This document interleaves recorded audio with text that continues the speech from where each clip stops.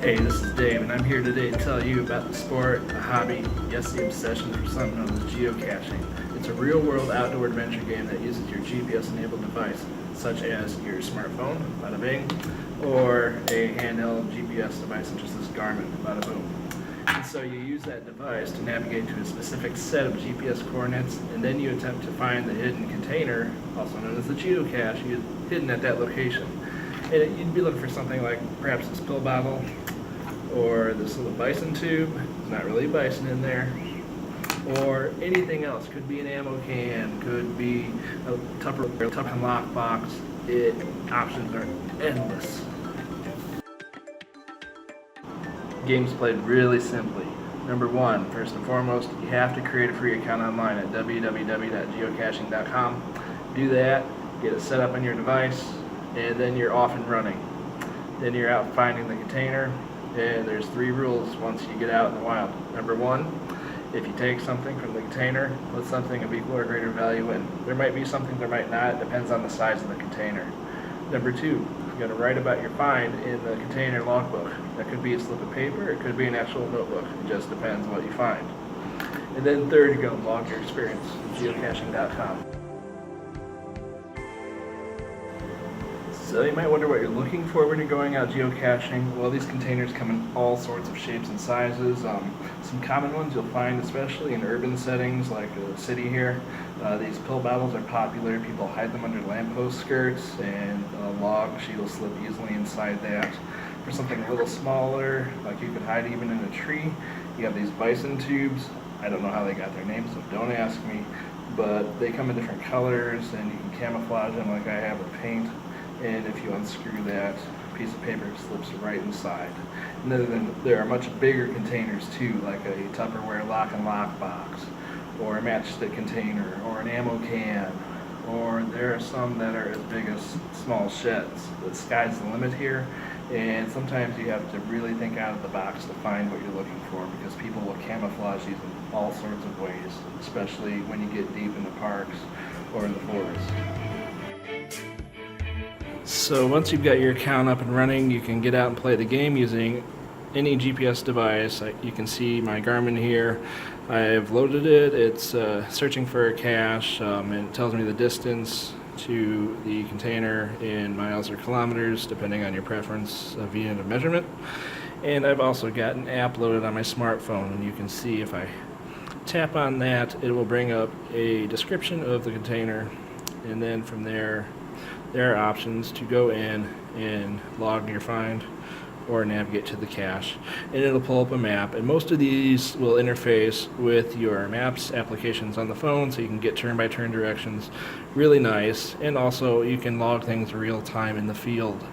Great to see when people are updating, or if you're racing to be the first to find, which is really fun to do, and people really get into that a lot. Part of the game is collectibles or tradable items, and you can see I've got several here. You've got these called geocoins, and these are ones that people usually hang on to. They can be fairly expensive. You can see this one has some nice coloring on it, and then on the back there's another design. You can see there's a little tracking code down at the bottom, and that's what you use to track the travels of the coin. These smaller ones are called path tags, and those are ones that people trade often.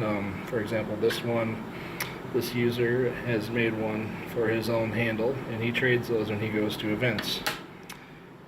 These dog tags, those are the tags that go with the travelable or trackable items that you buy, and you keep a copy for yourself, and then you send one out to the wild. And then you also have unique things like this trading card for the original can of beans, which represents an original container that was released in May of 2000. And this particular item is a limited edition collector card.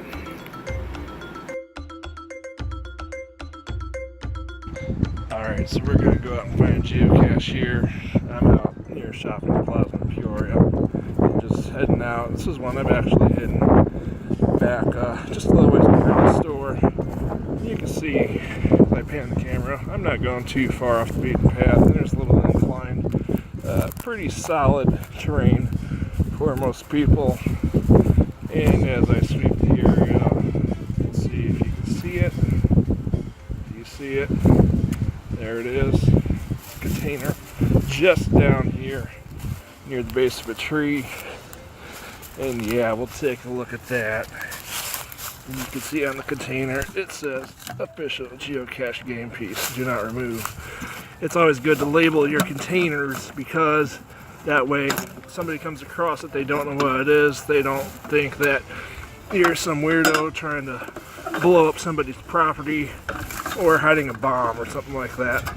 And when you look in the container, you can see there's a logbook.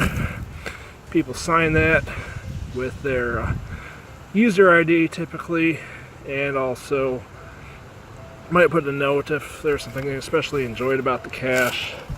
And at one point there was some decent swag in here. Swag would be just toys for kids, or there might be trackables, tradables. People want to move back and forth. I don't see anything of that sort today. So I'm just going to pack this back up and we will re-hide it a little better than found so that the next person has an enjoyable hiding experience, and that way it doesn't go missing. So we'll put it right back down here near the base of this tree. There we go. And that should be secure, and it shouldn't go down the hill at all. So that's in place. And I'm going to head to a gadget cache that I built, and I'm pretty proud of this one. It took some time and some tinkering, but it works really well. And as I walk up to it here, this is just outside of the same shopping plaza I was at earlier. You can see it's pretty nondescript. It's some PVC on a fence post with a cap on it. And the trick is to get the container out of the pipe. And you can't use a magnet, you can't use a fishing line. So what you do here is you gotta pull on the string and the container will go flying. Ta-da! And there is the container. This is a bison tube, and if you open it, you can see inside that there is a log sheet. Really hard to do when you're using one hand, but there you go. You can see the log sheet inside. People have signed that. It's pretty awesome.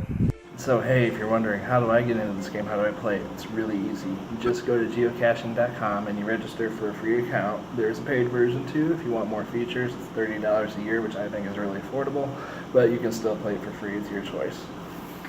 And then from there, you get onto the website and you can start looking for caches in your area. All you have to do is type in your postcode. It'll find things in a radius. For example, in Peoria here, there's a couple thousand.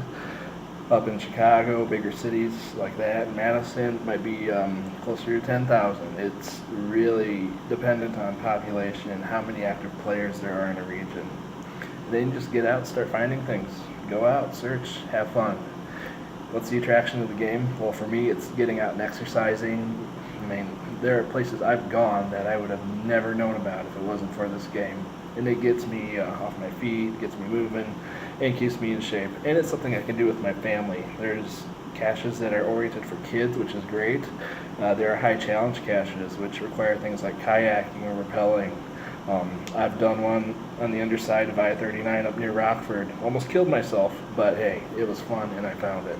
So it's as much or as little of the game as you want to make with it, and I think that's what's so enjoyable. It is so accessible to such an audience. Even if you're wheelchair bound, you can still play the game, and I think that's really awesome. So hey, I hope you've enjoyed this tutorial today on geocaching and what it's all about. If you'd like to get into the game but you're not sure how, or you need a hand, just contact me. Happy to get you started, or just look for my handle on the website, geocaching.com. It's DSV Music, and you can connect to me through there, and I'll get you going. Happy trails, and have a great day.